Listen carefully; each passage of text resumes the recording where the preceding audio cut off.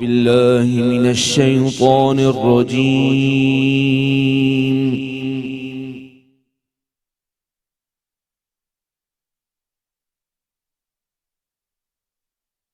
بسم الله الرحمن الرحيم.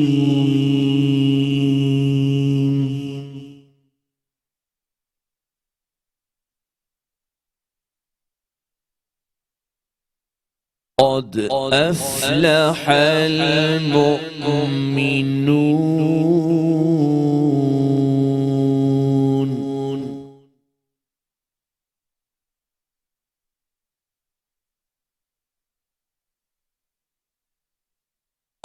الذين هم في صلاتهم خاشعون.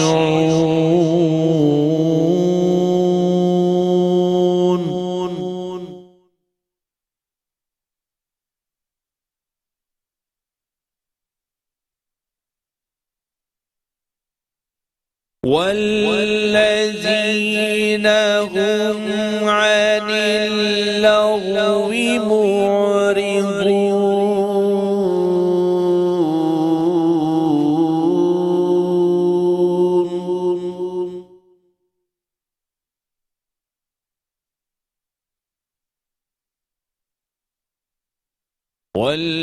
والذين هم للزكاة فاعلون.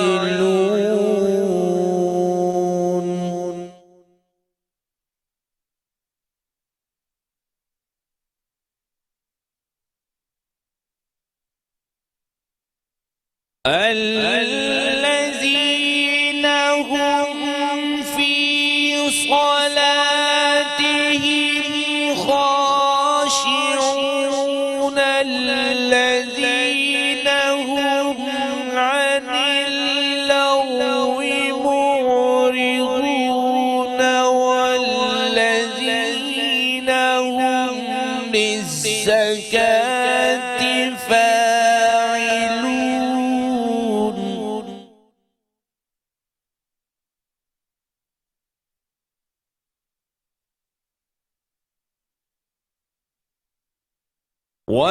والذين هم لفروجهم حافظون.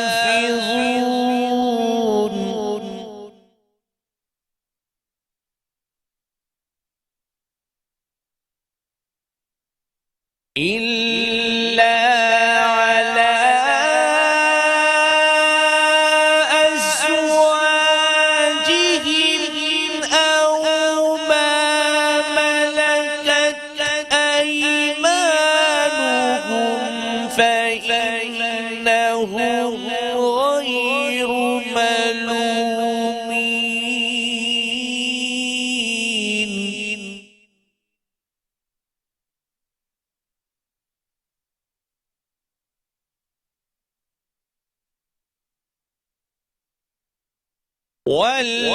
والذين هم للزكاة فاعلون. والذين هم لفروجهم حافظون إلا على أزواجهم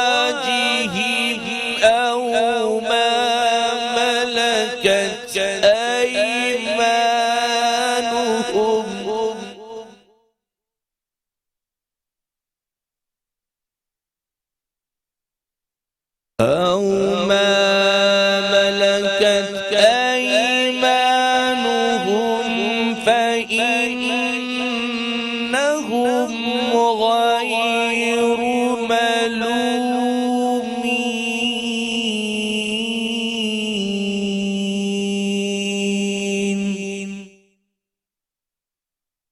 صدق الله العظيم.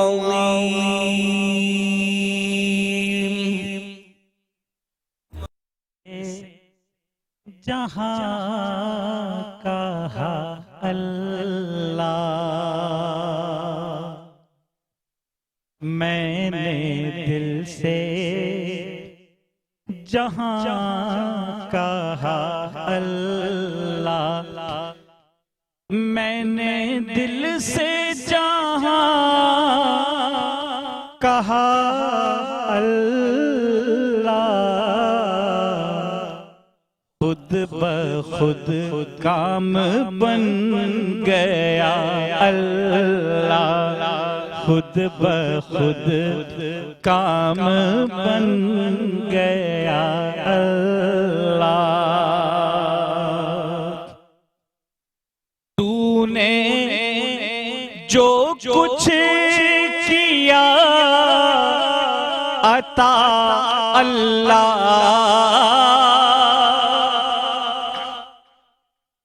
تو نے جو کچھ کیا عطا اللہ، حق ادا ہوگا ہم سے کیا اللہ، حق ادا ہوگا ہم سے کیا اللہ۔ شرک و الحاد سے بچے رہیے، شرک و الحاد سے بچے رہیے، ہے کہاں کوئی دوسرا اللہ، ہے کہاں کوئی دوسرا اللہ، شرک و الحاد سے بچے رہیے، ہے کہاں کوئی دوسرا اللہ۔ غمزدوں کا ہے وہ بڑا غمخوار، غمزدوں کا ہے وہ بڑا غمخوار،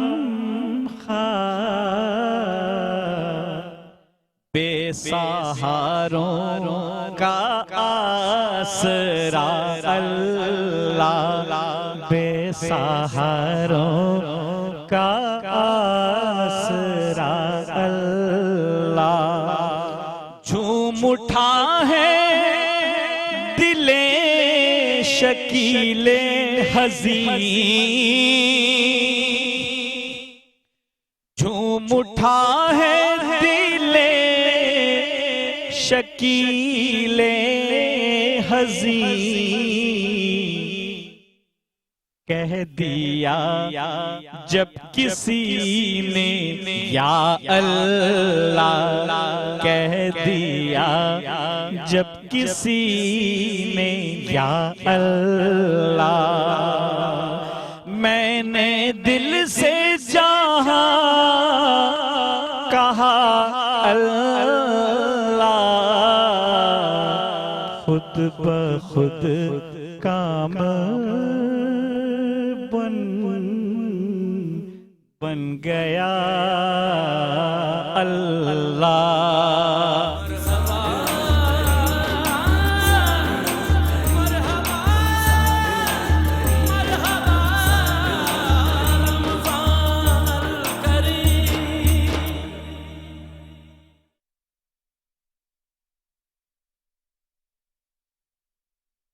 بسم اللہ الرحمن الرحیم، نحمدہ ونصلی علی رسولہ الکریم، اما بعد فاعوذ باللہ من الشیطان الرجیم، بسم اللہ الرحمن الرحیم۔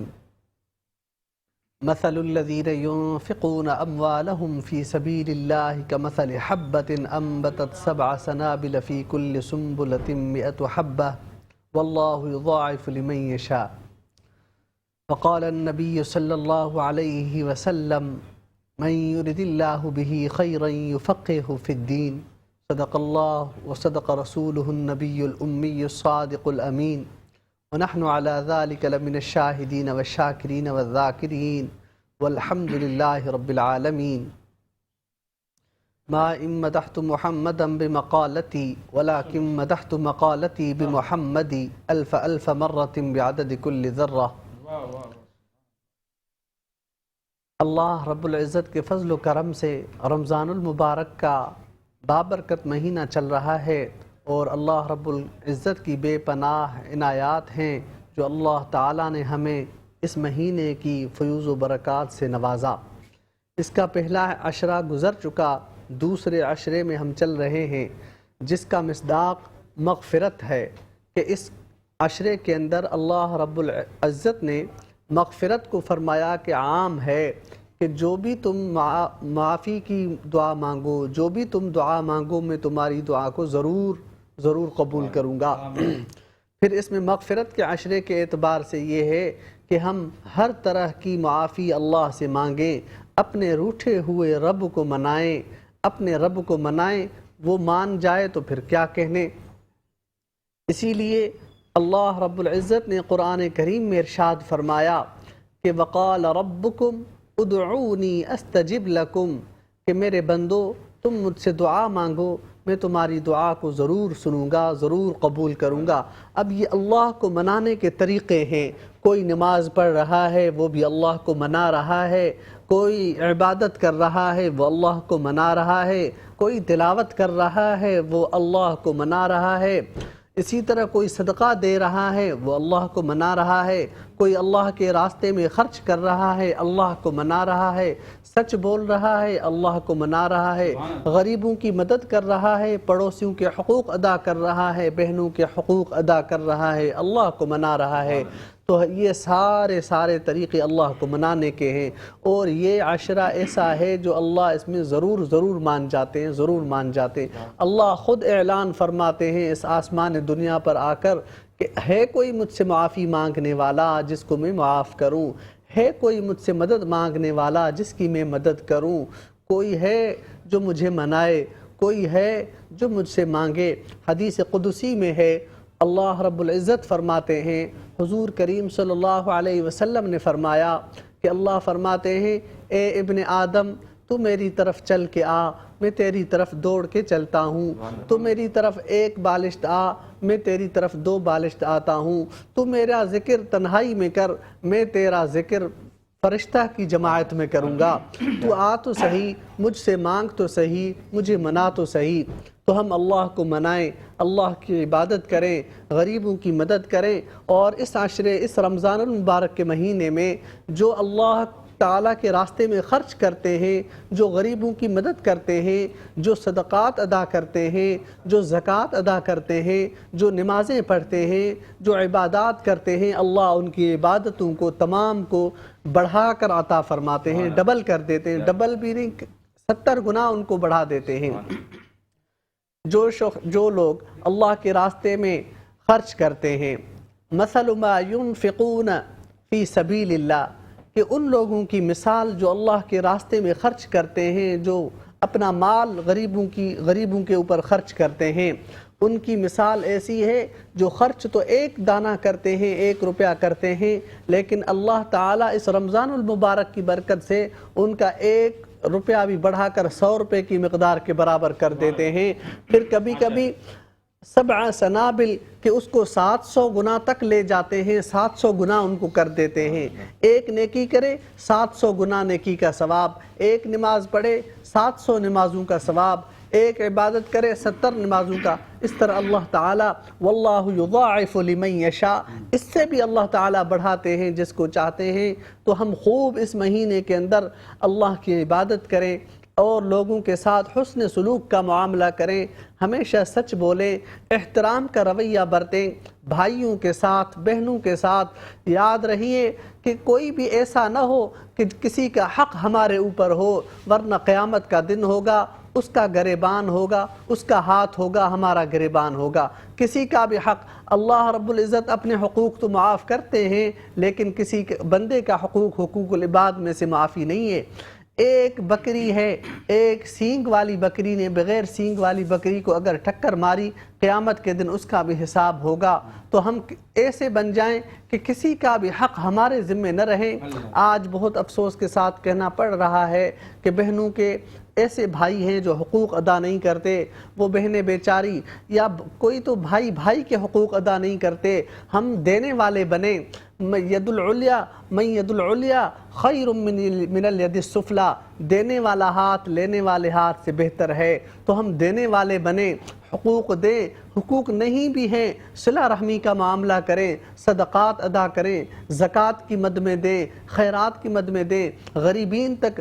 حدیث پاک میں آتا ہے ترزقون لضعفائکم، جو تم رزق کھا رہے ہو، جو تمہارے پاس مال و دولت ہے، یہ تمہارا اپنا کمال نہیں ہے، یہ تو ان غریبوں کا ہے۔ اور رزق کی مد میں صرف مال و دولت ہی نہیں آتا، یہ رزق اللہ کی نعمت ہے۔ اسی طرح جوانی اللہ کی نعمت ہے، اسی طرح صحت اللہ کی نعمت ہے، صحت بھی رزق ہے اور جوانی بھی رزق ہے، اسی طرح حسن و جمال بھی رزق ہے، اسی طرح اللہ رب العزت نے کسی کو ذہن دیا وہ بھی رزق ہے، کسی کو اللہ رب العزت نے صحیح سالم تندرستی عطا فرمائی وہ بھی رزق ہے۔ تو ہم ان نعمتوں کا خوب فائدہ اٹھائیں اور ان اللہ کی نعمتوں کو ہم اللہ کے راستے میں خرچ کریں اور دین کے کاموں میں خرچ کریں اور ان نعمتوں کا ہم خوب فائدہ اٹھائیں۔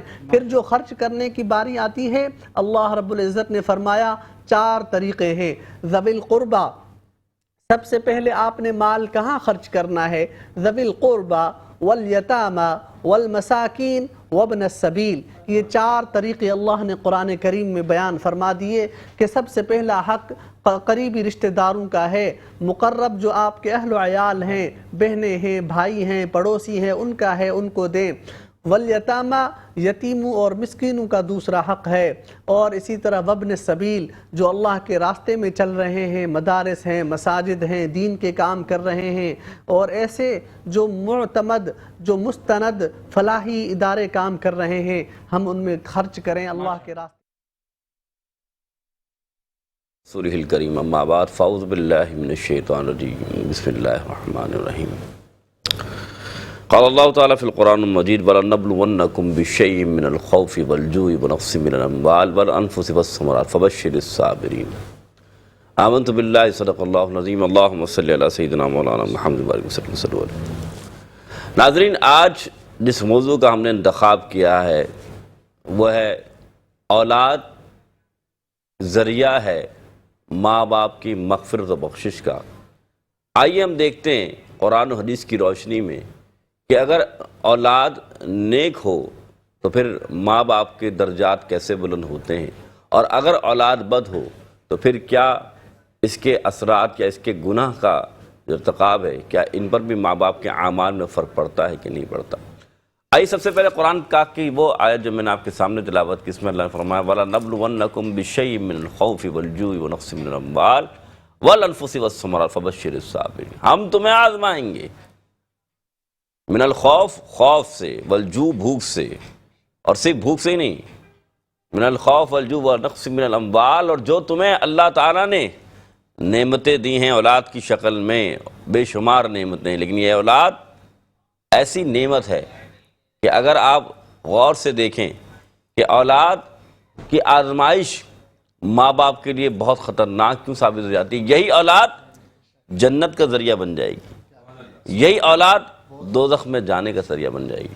اب میں اس آیت کو مکمل کرنا چاہتا ہوں، وَنَقْصٍ مِّنَ الْأَمْوَالِ وَالْأَنفُسِ وَالثَّمَرَاتِ، اور پھر یہی نہیں کہ تمہارے جو جان ہے اس کا بھی تمہیں آزمائش کیا جائے گا۔ اب جان سے کیسے آزمائش کیا جائے گا، اور پھر جو تمہیں ثمرات، اور جو اللہ تعالیٰ نے پھل ہیں، پھول ہیں، درخت ہیں، سب چیزیں جو بھی تمہیں نعمتیں دی ہیں، یہ تمام نعمتیں تمہارے لیے آزمائش ہیں۔ اس میں ایک بات جو ثابت کی گئی کہ اولاد کتنی بڑی آزمائش ہے، آئیے اس کی طرف چلتے ہیں۔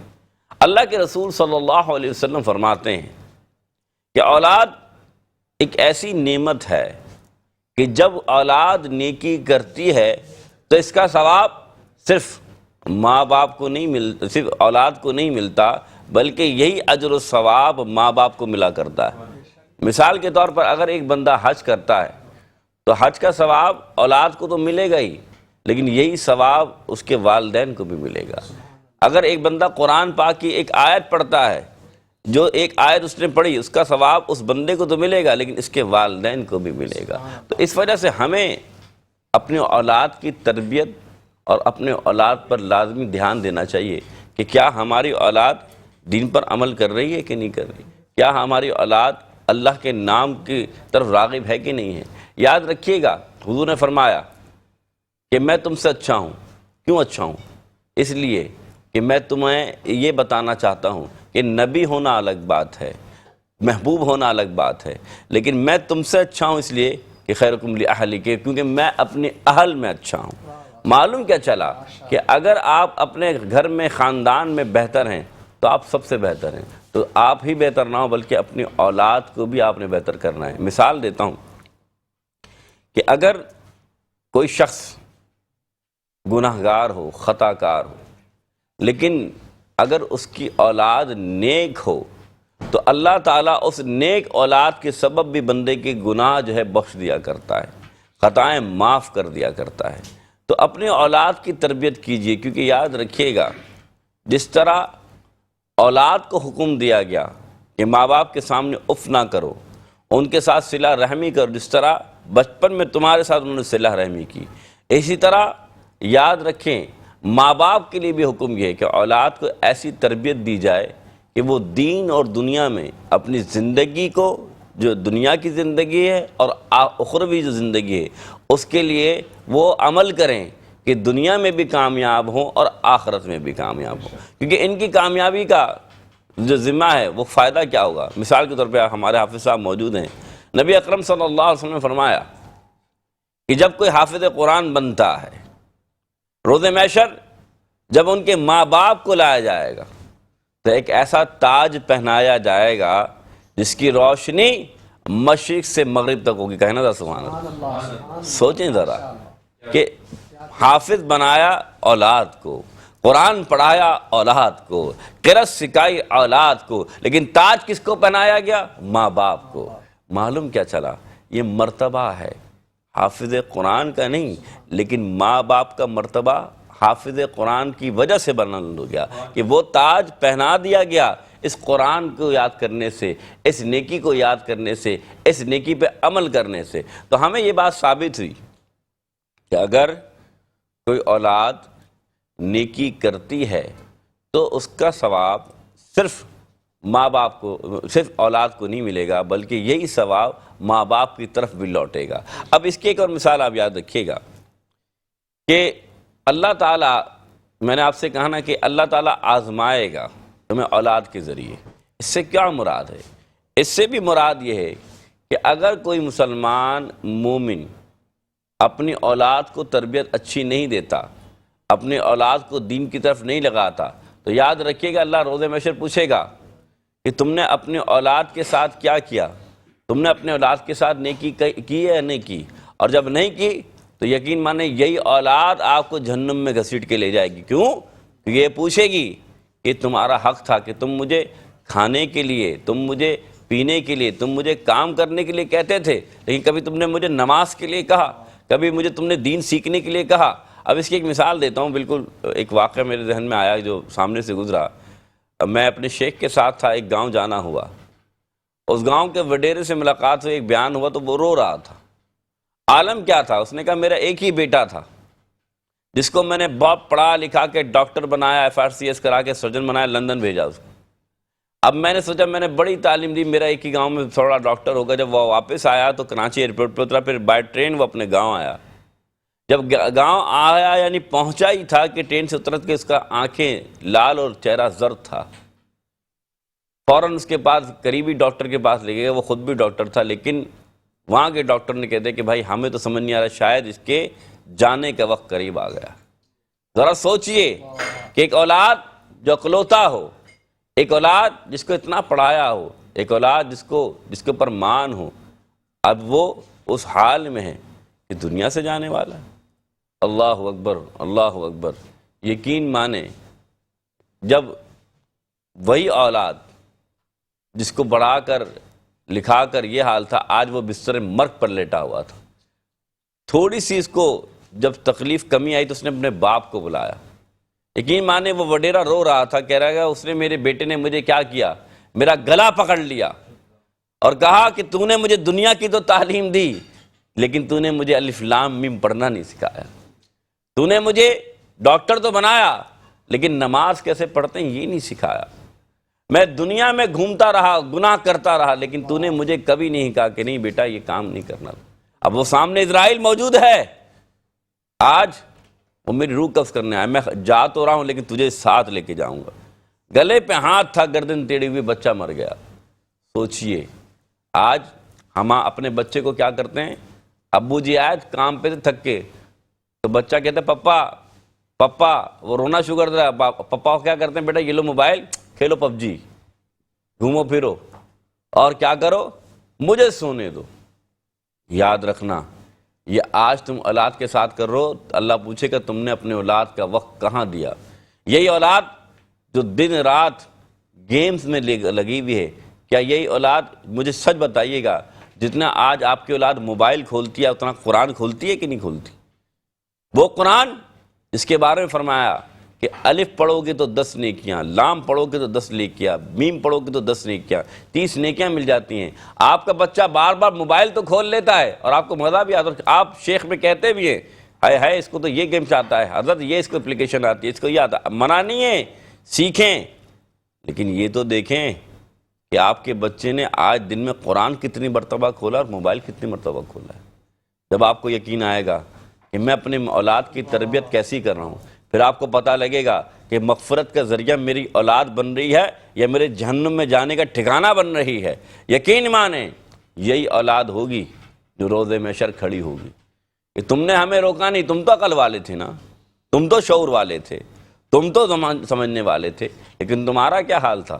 پھر ایک مثال دیتا ہوں، اگر آپ دیکھیں اللہ کے رسول صلی اللہ علیہ وسلم نے جو ہمیں تربیت دی، جو ہمیں اپنی سیرت کو دکھایا، وہ سیرت کیا تھی؟ آپ نے نہیں دیکھا خاتون جنت آتی ہیں اللہ کے رسول صلی اللہ علیہ وسلم کے پاس، حضور کھڑے ہو کر استقبال کرتے، ان کے ہاتھوں کا بوسہ دیتے۔ تو یہ کیا تھا کہ اپنی بیٹی کی تربیت کیسی کی؟ اسی طریقے سے جب اللہ کے رسول جاتے تو آپ حضور صلی اللہ علیہ وسلم کے ہاتھوں کا بوسہ دیتی اور اچھی سی مسند پر بٹھاتی۔ تو یہ مقام کیسے ملا؟ یہ باپ نے اپنی بیٹی کی تربیت کی نا۔ تو اسی طریقے سے آج اگر ہم اولاد کی تربیت کرتے ہیں تو یہی اولاد آپ کی بخشش کا ذریعہ بن جائے گی، لیکن اگر آپ نے آج اپنی اولاد کی تربیت نہ کی تو یقین مانیں یہی اولاد آپ کے جہنم جانے کا سبب بن جائے گی۔ پھر آپ یاد رکھیے گا سب سے زیادہ انسان یعنی ماں اور باپ کے قریب یا قربت والا رشتہ وہ اولاد کا ہوتا ہے، کیونکہ ظاہر سی بات ہے آپ کا خون، آپ کی محبت، آپ کا خاندان ان کے درمیان شامل ہے، لیکن اگر آپ پھر بھی ان سے مخلص نہیں تو پھر آپ کس سے مخلص ہوگی؟ ان سے مخلصی کیا ہے؟ کیا آج مجھے مثال دیجیے گا، اگر آپ کے بچے کے ہاتھ کو چولہے کی آگ میں تھوڑی دیر رکھ دیا جائے کیا آپ برداشت کریں گے؟ نہیں کریں گے، آپ برداشت نہیں کرتے۔ جہنم کی آگ میں جب آپ کی اولاد جلے گی کیا آپ برداشت کر سکیں گے؟ نہیں، کیونکہ اس وقت تو آپ کو اپنے آنکھ کی پڑی ہوگی کہ میں بھی تو جہنم میں جانے والا ہوں۔ تو خدا را اس اولاد کو وہ تربیت دیں کہ جو آپ کے جنت میں جانے کا سبب بنے، کیونکہ مغفرت کیسے ہوتی ہے؟ یقین مانیں اگر اولاد، یہ بڑی معروف حکایت ہے، کیا کہ ایک قاری صاحب کے پاس ایک خاتون اپنا بچہ لے کے گئی اور کہا کہ میرا بچہ حافظ قرآن نہیں ہے۔ تو قاری صاحب نے کہا بیٹا پڑھو الف لام میم۔ بچے نے کہا حضرت مجھے یہ حفظ ہے۔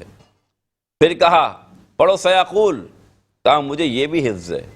اس طرح 15 پارے اس بچے کو حفظ تھے۔ قاری صاحب نے کہا تمہاری ماں جھوٹ بولتی ہے کہ تم تو حافظ قرآن نہیں، تم تو حافظ قرآن ہو۔ فرمایا نہیں، آپ غلط الزام نہ لگائیں، میری ماں جھوٹ نہیں بول سکتی، میری ماں نے سچ کہا۔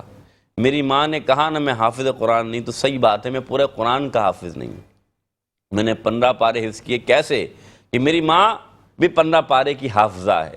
جب وہ دودھ پلاتی پہلے وضو کرتی، پھر ہاتھ میں قرآن لیتی اور وہ قرآن سناتی جاتی اور میں قرآن سنتا جاتا. اس طرح مجھے 15 پارے حفظ ہو گئے.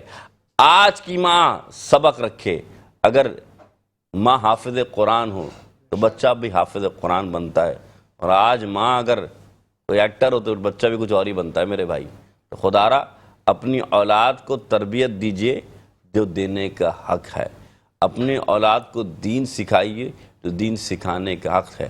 میں کسی کے عمل سے یہ نہیں کہتا کہ کوئی ایکٹر کرتا ہو، کوئی کام کرتا ہو، آپ کسی بھی فیلڈ میں ہوں، لیکن آپ کی تربیت اولاد کی وہ ہونی چاہیے جو اللہ اس کے رسول کے مطابق ہو، تاکہ آپ اس دنیا سے جائیں جہاں دائمی زندگی آپ نے گزارنی ہے، جہاں پر زندگی آپ نے ایسے گزارنی ہے جو اللہ اس کے رسول کی محبت میں گزارنی ہے، وہاں پر آپ جنت میں سکون میں ہوں.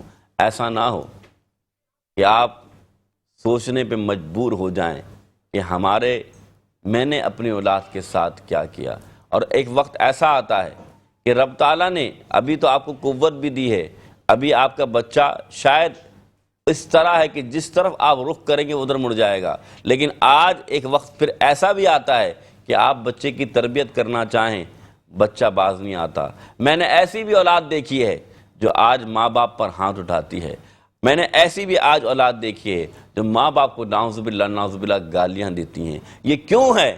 یہ آزمائش ہی اولاد ہے کہ اگر آج تم اپنی اولاد کی تربیت کرتے تو کیا ہوتا؟ آج کی اولاد کامیابی کی طرف تمہیں لے جاتی، دنیا میں بھی اور آخرت میں بھی. اللہ تعالی ہمیں اولاد کی صحیح تربیت کرنے اور ان کے ذریعے اپنی مغفرت کرانے کی توفیق فرمائے. وما توفیق الا باللہ. بسم اللہ الرحمن الرحیم. السلام علیکم ناظرین. میٹرو ون نیوز کی ماہ رمضان المبارک کی خصوصی نشریات رمضان کریم، اس کے ساتھ میں ہوں آپ کا میزبان ڈاکٹر بلند اقبال. ناظرین، آج کی یہ ٹرانسمیشن جو ہم آپ کے سامنے لے کے آئے ہیں، اب عشرہ مغفرت کا آغاز ہو گیا. عشرہ رحمت ہم سے رخصت ہو گیا ہے، عشرہ مغفرت کا آغاز ہو چکا ہے، اور اب اس عشرے میں ہمیں دیکھنا ہے کہ کس طرح سے ہماری مغفرت ہو سکتی ہے. ایک طریقہ تو یہ ہے کہ ہم ہر وقت اللہ تعالیٰ کے حضور استغفار کرتے رہیں، اللہ تعالیٰ سے اپنے گناہوں کی معافی مانگتے رہیں، اس لیے کہ انسان خطا کا پتلا ہے اور کوئی ایسا شخص ہو نہیں سکتا کائنات میں سوائے رسول اللہ صلی اللہ علیہ وآلہ وسلم کے کہ اس سے خطائیں نہ ہوگی، اس سے گناہ نہ ہوگا. اس لیے بہتر تو یہ ہے کہ انسان کو جو موقع ملے اس میں استغفار کرنا چاہیے. کہتے یہ ہیں کہ استغفار کرنے سے، یعنی استغفار کی تسبیح پڑھنے سے انسان کی مشکلات بھی آسان ہوتی ہیں، اس لیے کہ جب اللہ تعالیٰ مغفرت فرما دیتا ہے تو اللہ تعالیٰ اس کے ساتھ ساتھ آسانیاں بھی فرما دیتا ہے. ناظرین، دوسرا ذریعہ جو لوگ خوش قسمت ہیں، جن لوگوں کے ماں باپ اس دنیا میں ہیں، میں سمجھتا ہوں کہ ان سے زیادہ خوش قسمت کوئی اس دنیا میں نہیں ہو سکتا، اس لیے کہ جن کے ماں باپ ہوتے ہیں وہ اگر ماں باپ کی خدمت کر لیں تو اللہ تعالیٰ ان کے گناہوں کو معاف فرما دیتا ہے. آج کے پروگرام میں جو بیانات آپ نے سنے وہ اسی حوالے سے تھے، مغفرت کے حوالے سے، اور عشرہ مغفرت اور والدین کی خدمت یا والدین کی خدمت ذریعہ مغفرت. بہرحال ناظرین، ہمارے ساتھ مفتی محسن الزماں صاحب موجود ہیں. مفتی محسن الزماں صاحب، ایک دفعہ پھر آپ کو خوش آمدید کہتے ہیں سر. خیریت سے ہیں آپ؟ فرسٹ کلاس ہیں جی. ناظرین، اس کے علاوہ ہمارے ساتھ مفتی ابوذر غفاری صاحب موجود ہیں. کیسے ہیں؟ خیریت سے ہیں؟ فرسٹ کلاس ہیں. شکیل مدنی صاحب ہمارے ساتھ تشریف فرمایا ہے، پاکستان ٹیلی ویژن کے ایوارڈ یافتہ نعت خواں ہیں، ثنا خواں ہیں، بہت خوش لہن انداز میں نعت خوانی کرتے ہیں. کیا حال ہے شکیل بھائی؟ خیریت سے ہیں؟ Thank you. اس کے علاوہ ہمارے ساتھ قاری ممتاز قادری صاحب ہیں، جنہوں نے تلاوت قرآن پاک پیش کی، اور اسی تلاوت قرآن پاک سے ہمارے پروگرام کا آغاز ہوتا ہے. السلام علیکم. خیریت سے آپ؟ جی جی. تو ناظرین، اب ہم شارٹ میسیجز لینا چاہیں گے اس موضوع پہ کہ مغفرت اور والدین کی خدمت ذریعہ مغفرت. محسن الزماں صاحب کیا فرمائیں گے سر؟ اعوذ باللہ من الشیطان الرجیم. بسم اللہ الرحمن الرحیم. قال اللہ تعالیٰ فی القرآن المجید وَلِمَنْ خَافَ مَقَامَ رَبِّهِ جَنَّتَانِ. اللہم صلی علی سیدنا مولانا محمد بارک وسلم صلی اللہ علیہ. بلند بھائی، سب سے پہلے تو بہترین ٹرانسمیشن کرنے پر آپ کو اور نظیم بھائی کو بہت مبارک. میں نہیں آ سکا چند دن، لیکن میں نے دیکھا کہ جس طریقے سے آپ اور آپ کی ٹیم پوری یہ لے کر چل رہی ہے، اللہ آپ کو کامیابیاں دے. اور جس طرح ثنا خان سر، آپ کی شدید کمی محسوس ہو رہی تھی، روزانہ میں آپ کا پوچھ رہا تھا، اور جب مجھے پتہ چلا کہ آج آپ انشاءاللہ تشریف لائیں گے تو بہت اچھا لگا. تو سب سے پہلے تو اللہ تعالیٰ آپ کو نظر بد سے بچائے اور اسی طریقے سے آپ کو کامیابیاں دے. آپ نے جو بات کی، میں آپ ہی سے شروع کرتا ہوں کہ آج جو یہ نیکیاں کر رہے ہیں آپ، تو اللہ آپ کے والدین کو حیات دے، اور اگر میرے والدین دونوں اس دنیا میں اگر دنیا سے چلے گئے، میں نے کہا کہ مجھے جتنا احساس ہے نا کہ کتنے خوش قسمت وہ لوگ ہوتے ہیں جو جن کے ماں باپ ہوتے ہیں. بالکل. اور میں لوگوں سے کہتا ہوں کہ دیکھو یار جو چیز میں محسوس کر سکتا ہوں شاید وہ بالکل یہ چیز میں بھی محسوس کر رہا ہوں. تو میں یہی کہوں گا کہ آج جو آپ یہ کر رہے ہیں تو آپ کے والدین اگر حیات آپ نے بتا دیا اگر نہیں ہیں تو یہ انہیں وہاں فخر ہو رہا ہوگا کہ میرا بیٹا جو نیکی کا کام کر رہا ہے رمضان کے مہینے میں. تو جو نیکی آپ کر رہے ہیں، کیونکہ حدیث میں میرے آقا علیہ الصلوۃ والسلام نے فرمایا کہ جب اولاد نیکی کرتی ہے تو صرف اولاد کو ثواب نہیں ملتا، بلکہ یہی اجر و ثواب جو اس نے سارا عمل کیا ہے وہ ماں باپ کو ملتا ہے. تو آپ یہ ٹرانسمیشن جو اللہ کے دین کے لیے کر رہے ہیں، مجھے یقین ہے کہ آپ کے والدین کو اس کا ثواب مل رہا ہوگا، ذریعہ بن رہا ہوگا ان کی بخشش کا، ان کے درجات کا. اب آتے ہیں موضوع کی طرف جو آپ نے بیان فرمایا. ہم نماز پڑھتے ہیں روزانہ، اور ہر نماز میں چاہے نفل ہو چاہے فرض ہو چاہے سنت ہو، ہم آخر میں دعا کرتے ہیں رب اجعلنی مقیم الصلاۃ ومن ذریتی ربنا وتقبل دعا ربنا اغفر لی ولوالدی سبحان اللہ وللمؤمنین یوم یقوم الحساب. سبحان اللہ. ہر نماز میں چاہے نفل ہو فرض ہو، اللہ نے تخصیص نہیں کی. جو والدین اپنے بچوں کو نمازی بنا دیتے ہیں نا، ان کو روزانہ 5 وقت یہ دعا مل رہی ہے. جی میں اسی طرف آ رہا ہوں کہ اب آپ یہ دیکھیں کہ ہر لمحے وہ نمازی دعا کر رہا ہے اپنے والدین کے لیے. تو اولاد جو آپ نے کہا جو موضوع چنا، میں اسے دیکھیں اولاد بذریعہ ہے بن جاتی بخشش والدین کا. وہ اس وجہ سے کہ جب ماں باپ اپنے اولاد کو نیک بناتے ہیں، نمازی بناتے ہیں، تو وہی اولاد جب نماز پڑھتی ہے تو ہر نماز میں اس میں تخصیص بھی نہیں کہ فرض میں الگ پڑھنا ہے دعا، نفل میں الگ پڑھنا ہے دعا، سنت میں الگ پڑھنا ہے دعا. یہ ہر نماز میں دعا کرنی ہے کہ یا اللہ میرے ماں باپ نے مجھے یہ توفیق بخشی ہے، یا اللہ تو ان کی مغفرت فرما دے. تو معلوم کیا چلا، اس سے بڑی اور کیا دلیل ہوگی کہ آپ رب کی نماز پڑھ رہے ہیں اور دعا ماں باپ کے لیے کر رہے ہیں. سبحان اللہ. آپ عبادت رب کی کر رہے ہیں لیکن دعا ماں باپ کے لیے کر رہے ہیں. آپ سجدہ رب کے لیے کر رہے ہیں لیکن دعا ماں باپ کے لیے کر رہے ہیں. تو معلوم ہی چلے یہ اللہ تعالیٰ کی رحمتیں نہیں تو اور کیا ہیں. بے شک بے شک بے شک، بالکل صحیح فرمایا آپ نے. یعنی آپ یہ دیکھیں ناظرین کہ یعنی نیک اور صالح اولاد جو ہے نا یہ سب سے بڑا صدقہ جاری ہے. ایک شخص یعنی جو ایک والدین میں سے کوئی بھی اگر جو اپنی اولاد کو بہترین تحفہ دینا چاہے تو اس کی اچھی تعلیم و تربیت ہے. آپ کی ہم بدقسمتی سے اب تعلیم تو دینے کی بہت کوشش کرتے ہیں کہ جی اچھے سے اچھے اسکول میں کرا دیں، لیکن بدقسمتی سے تربیت نہیں کرتے. بالکل ایسی. اچھا میں یہاں ایک بات بتانا چاہوں گا کہ ایک شخص میں تعلیم ہو اور تربیت نہ ہو تو یہ بیکار ہے. بالکل ایسے. ایک شخص میں تربیت ہو تعلیم نہ ہو تو پھر بھی زندگی گزار لے گا.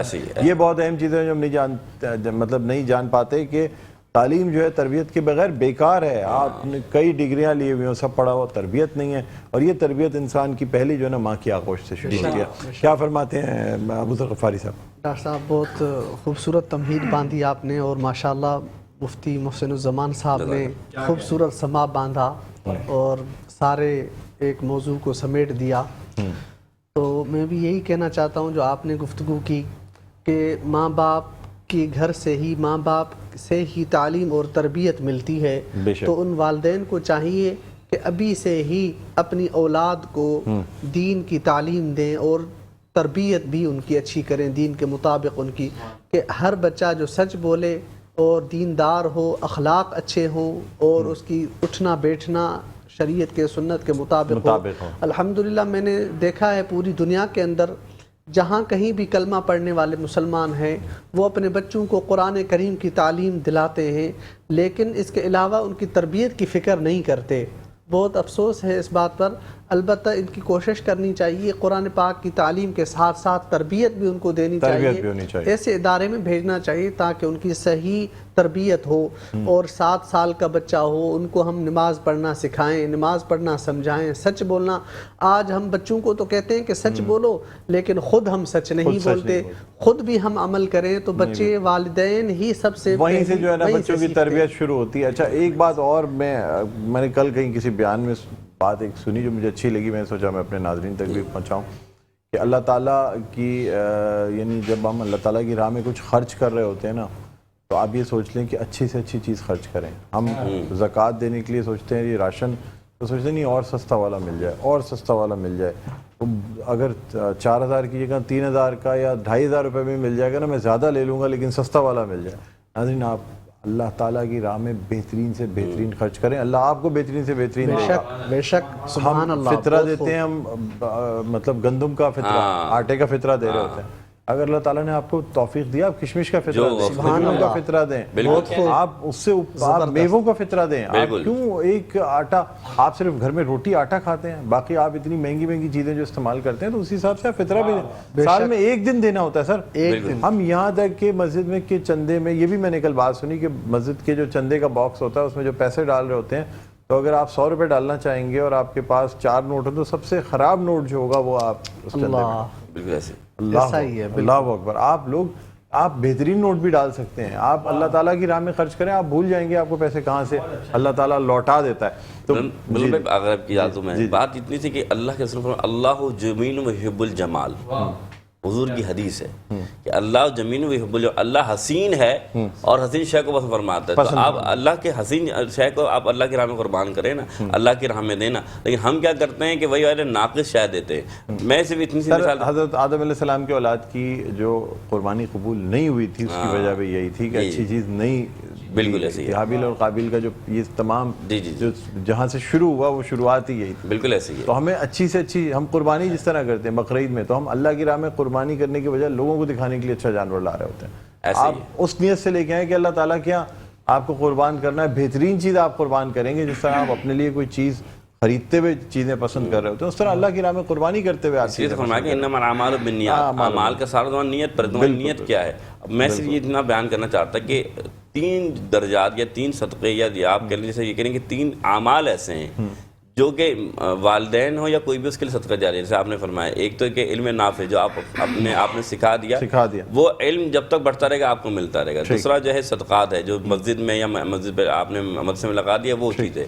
تیسری یہی اولاد جو آپ نے کہ یہ جب تک نیکی کرتے کہ حدیث میں اس وقت تک، بہت زبردست بات کی آپ نے۔ بالکل، اسی کے ساتھ یہاں پہ ناظرین ہم ایک وقفہ لینا چاہیں گے، وقفے کے بعد دوبارہ آپ کی خدمت میں حاضر ہوں گے۔ کچن سیگمنٹ بھی کرنا ہے، کہیں نہ جائیے گا، دیکھتے رہیے ہماری خصوصی نشریات رمضان الکریم۔